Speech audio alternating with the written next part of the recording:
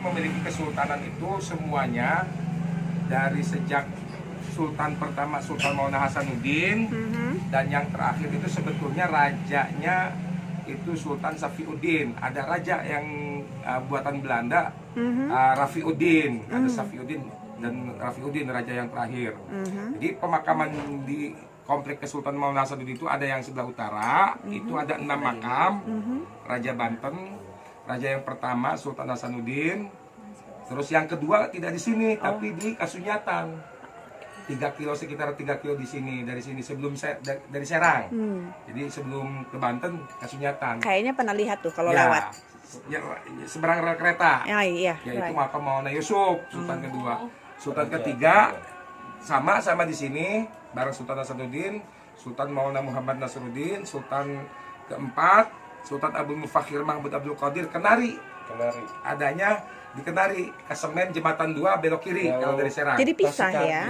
Ya. I see. Komplek pemakaman Tasikardi ya. Lawang Abang namanya. Lawang Abang. Kalau di sini 6 itu tadi Sultan Hasanuddin, Sultan Maulana Muhammad Nasruddin, Sultan Ageng Tirtayasa, kemudian Sultan Haji, Sultan Abdul Faddal Muhammad Yahya. Di sini ada 5, Permaisuri 2, 7. Di sebelah sini ada 6. Di luarnya juga ada 2. Jadi keseluruhan 21 itu. Yang terakhir 2 itu di Surabaya pemakamannya.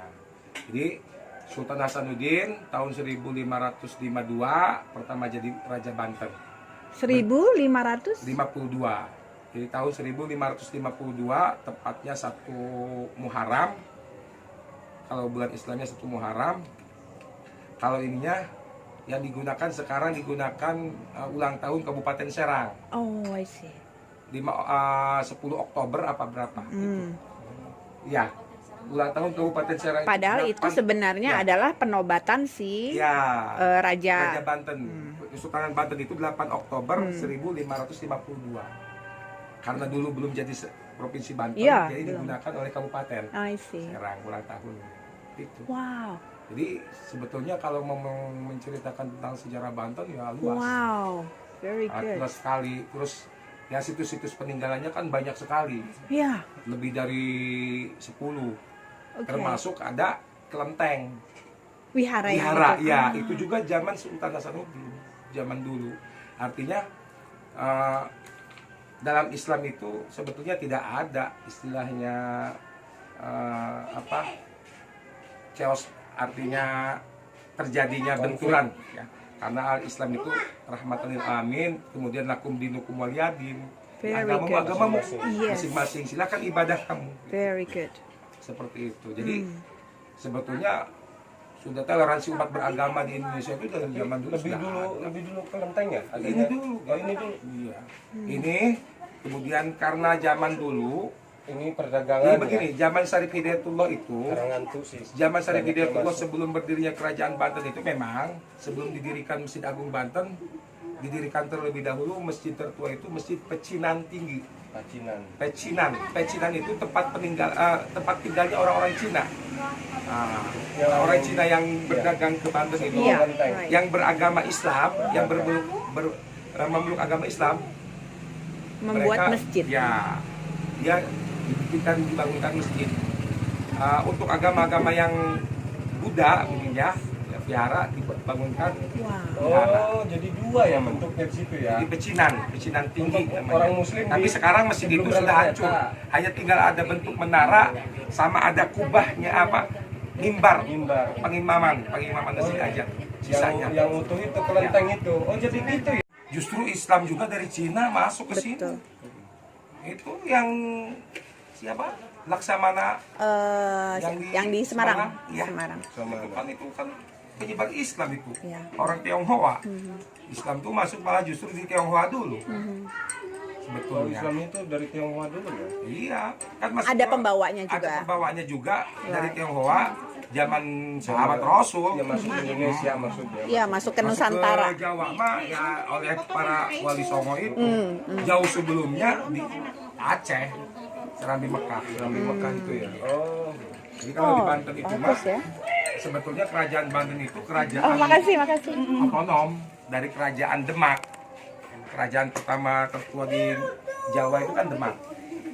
Jadi setelah Demak agak sudah mulai melemah lah sepeninggalannya Sultan Trenggono itu, jadi memisahkan diri Banten menjadi kerajaan tersendiri.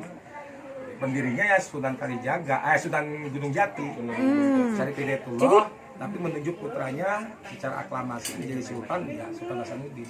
Jadi ternyata kesultanan-kesultanan Mbak itu minum mungkin, Mbak. berhubungan ya dari Saling berhubungan. berhubungan dari Banten sampai ke Ya, Cirebon. Sebetulnya dari kan istri dari Sultan Maulana Hasanuddin itu kan seorang putri dari Kerajaan Demak. I see. Sultan Trenggono itu, putri dari Sultan Trenggono. Nah, Bapak bisa mengerti ini apa sejarahnya kayak gini belajar atau dari dengar dari mana? Sebagian, jadi turun temurun dari kakek. Jadi pamannya ibu ini, beliau petugas dari Purbakala, sekarang udah almarhum. Jadi setiap kami ngobrol-ngobrol tuh sering cerita dari sejak kecil saya selalu penasaran ingin tahu tentang sejarah Banten. Selain itu ada buku referensinya. Sekarang udah banyak dicetak buku referensinya. Nah, ada ya sebagian dari cerita dari itu, sebagian dari buku referensi. Salah satu tokoh yang di itu tuh Pak Mihrob apa siapa itu, banyak Pak Mihrob diantaranya. Ini bagus banget ya. Terus cerita-cerita begini Bapak teruskan lagi kepada keturunan selanjutnya. Alhamdulillah. Jadi dari berbagai pendidikan dari sekolah-sekolah, karena saya kalau sekarang sudah resign nggak ngajar lagi. Dari tahun 2005 itu saya ngajar sampai 2019. Jadi Guru sejarah. Wow. Nggak ngajar heran. sejarah di sekolahan. Kemudian kalau ada siswa-siswa SMA, SMK sewilayah kota Banten ya, termasuk dari kampus juga UIN, dari Untirta, Unsera juga ada. Ketika datang berkunjung ke sini nih mencari sejarah itu sumbernya kadang-kadang ditunjukin ke saya. Betul. Bahkan ada dari Jakarta juga pernah, dari Semarang pernah. Universitas apa di Jakarta ya waktu itu? Universitas Semarang juga pernah. Iya, sangat